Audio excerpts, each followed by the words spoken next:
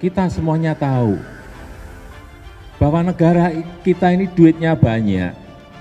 Ada yang disembunyikan di bawah bantal, ada yang di bawah kasur, ada yang disimpan di luar. Uang tadi kan banyak sekali di luar.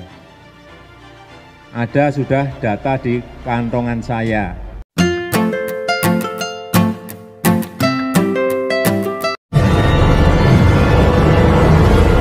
Razli Studio.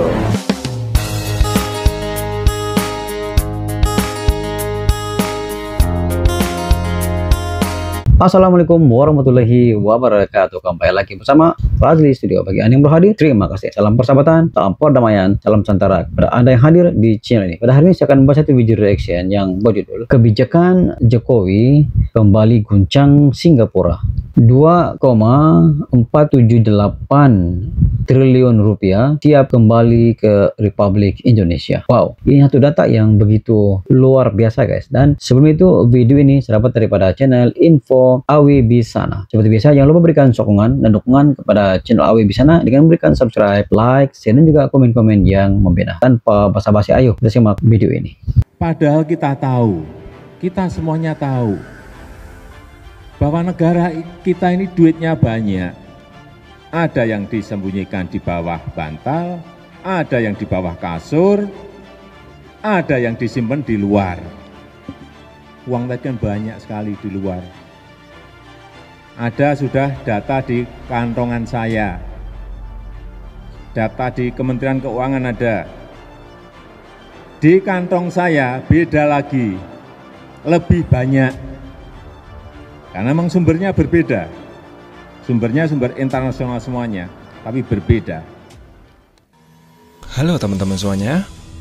Pada masa pemerintahan Soeharto, tepatnya pada tahun 1982 ya, Indonesia menerapkan sistem devisa bebas, di mana perpindahan aset dan kewajiban finansial antara penduduk dan non-penduduk termasuk aset dan kewajiban luar negeri antara penduduk itu dibebaskan. Entah apa alasannya, admin kurang tahu. Jadi admin tidak mau berspekulasi nih dalam hal ini. Namun yang jelas, kebijakan ini penuh kontroversi karena banyak kalangan yang menganggap kebijakan ini lebih banyak merugikan bagi Indonesia.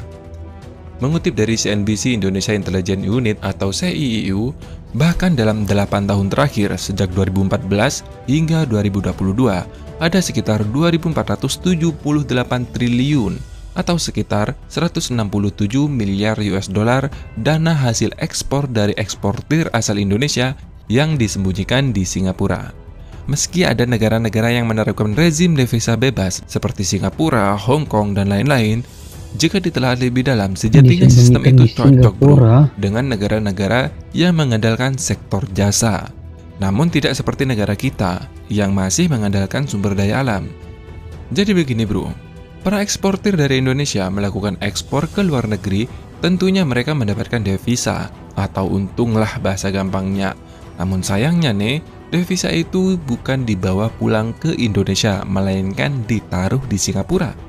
Mirisnya, menurut sumber CIU, Bank Indonesia mengerti betul statistik arus uang keluar masuk.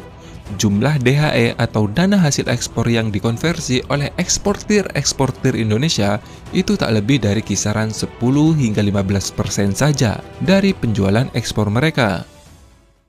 Dampak serius dari kegemaran eksportir menyimpan dananya di perbankan luar negeri, dalam hal ini Singapura ya, berkah surplus perdagangan Indonesia selama 35 bulan berturut-turut tidak membekas atau tidak dirasakan oleh rakyat Indonesia. Dana hasil ekspor yang disimpan di perbankan Singapura umumnya berasal dari ekspor dua sektor usaha, yakni pertanian dalam hal ini minyak sawit atau CPO, dan ekspor tambang minerba yang didominasi oleh batu bara. Nilai dua sektor usaha dalam kelompok ekstraktif tadi mencapai 4.822 triliun yang mencangkup 25,75% pada PDB tahun lalu. Namun yang mengenaskan adalah kontribusi eksportir ini kepada penerimaan negara terbilang sangat minim. Tanpa sama-sama menghitung setoran pajak penghasilan, para ekspor minerba hanya membayar royalti dan pungutan lainnya berupa pendapatan negara bukan pajak atau PNB. sebanyak rata-rata sekitar 34 triliun per tahun sejak 2014. Atau dengan kata lain, kontribusi tersebut hanyalah 1,8% terhadap penerimaan negara. Ini sama saja bro dengan perampokan terhadap sumber daya ekonomi Indonesia. Sedih bro jika melihat data ini. Bagaimana ceritanya negara sekecil Singapura mempunyai cadangan devisa yang lebih besar, hampir 3 kali lipat dari negara sebesar kita Indonesia. Sebenarnya, banyak tokoh-tokoh yang menyarankan rezim devisa bebas ini dicabut. Setidaknya, diganti menjadi rezim devisa bebas terkontrol, seperti yang diterapkan oleh Thailand dan Malaysia. Namun kembali lagi, entah apa alasannya nih, silih berganti presiden, namun tidak ada yang kunjung menggantinya. Dan baru sekarang bro, ada niatan mengganti sistem ini. Pada bulan Desember 2022 kemarin, ada wacana tuh yang beredar di publik, bahwasanya pemerintah akan mengeluarkan aturan baru yang memaksakan eksportir menyimpan dolarnya di dalam negeri. Sayangnya, Menteri Koordinator Bidang Perekonomian Erlangga Hartanto mengakui bahwa aturan ini menuai protes dari beberapa pihak termasuk eksportir.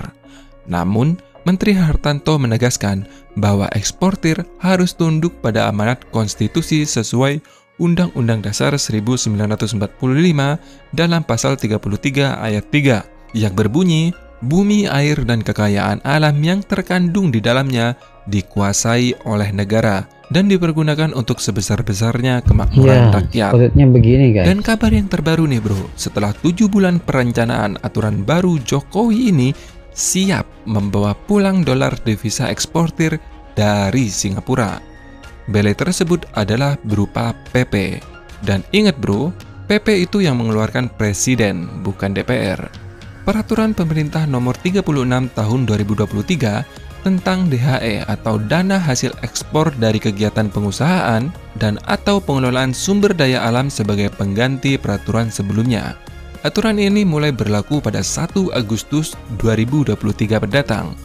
Setelah admin baca nih, aturan baru ini isinya ada 3 poin penting bro, yang mungkin teman-teman perlu mengetahuinya. Yang pertama, eksportir nantinya harus memiliki escrow account atau rekening khusus DHE terhitung mulai aturan ini berlaku.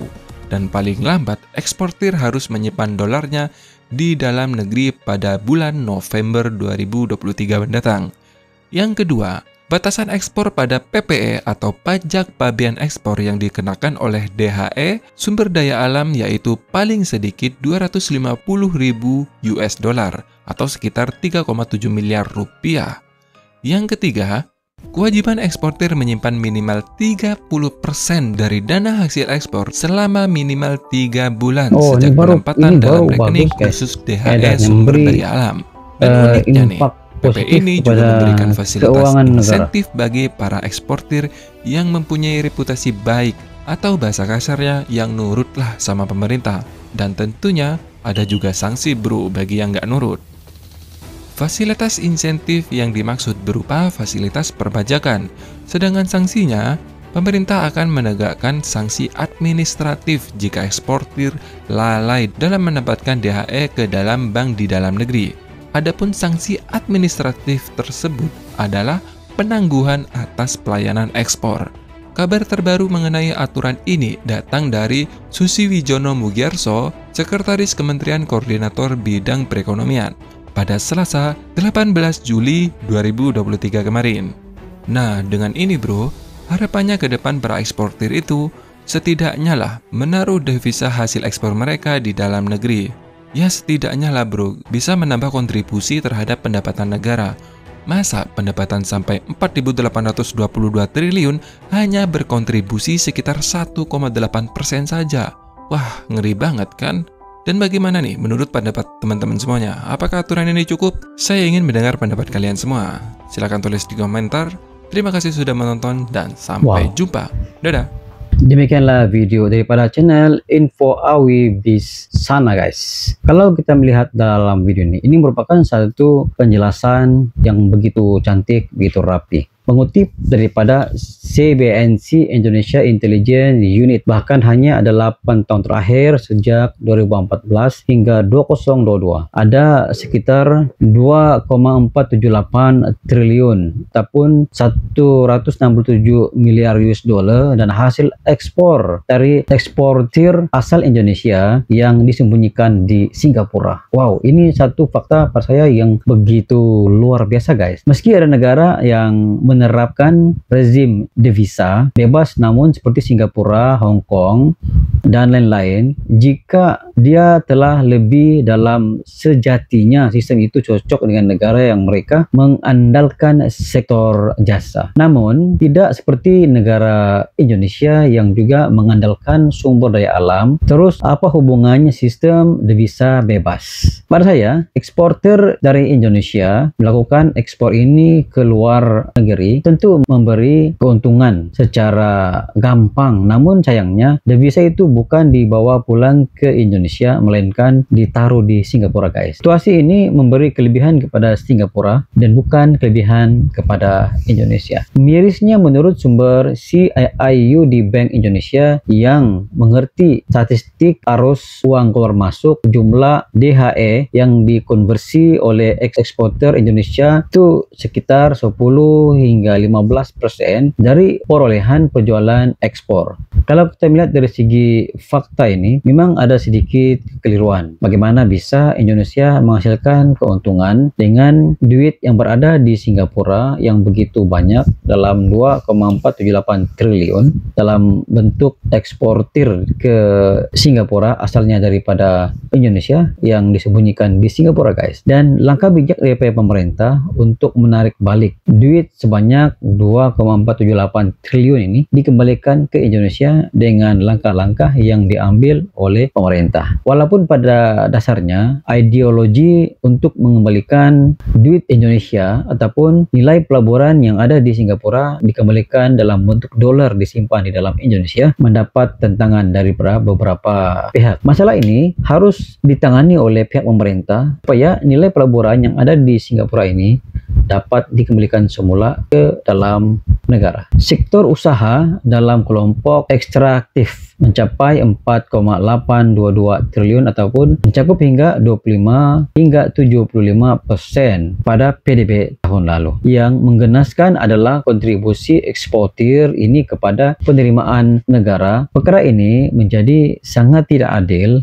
karena kontribusi ekspor ini memberi terbilang minimum pendapatannya pada Indonesia. Kalau kita melihat data ini sama saja dengan perompakan terhadap sumber daya ekonomi yang rakyat Indonesia miliki guys. Dengan kebijakan Presiden Jokowi, yaitu dengan membuat aturan baru membawa pulang dolar devisa eksportir dari Singapura dalam bentuk BP. Perkara ini mesti dilaksanakan dan mesti dilakukan oleh pihak pemerintah untuk memastikan nilai dagangan ekspor Indonesia yang ada di Singapura kena kembalikan semula ke Indonesia untuk memastikan dana itu dapat memberi manfaat kepada perkembangan ekonomi di dalam Indonesia. Secara langsung, kaedah yang dibuat ataupun arahan yang dibuat oleh Presiden Jokowi dengan mengembalikan semula duit yang ada di Singapura dengan jumlah yang begitu banyak, sekitar 167 miliar US dollar, dan pada saya itu memberi dampak yang sangat besar kepada perkembangan ekonomi Indonesia. Apakah Anda setuju sekiranya saya mengatakan bahwa kebijakan pemimpin pada masa kini satu penanda aras kepada perkembangan ekonomi Indonesia pada masa akan datang, dan itu menjadi satu laluan kepada perkembangan Indonesia menghala kepada negara maju 2045. Itu sedikit sebanyak pandangan daripada Rajat Studio. Sekiranya Anda mempunyai pandangan tentang video ini, Anda boleh komen di bawah. Sekian, jumpa lagi di next video. Assalamualaikum, bye bye.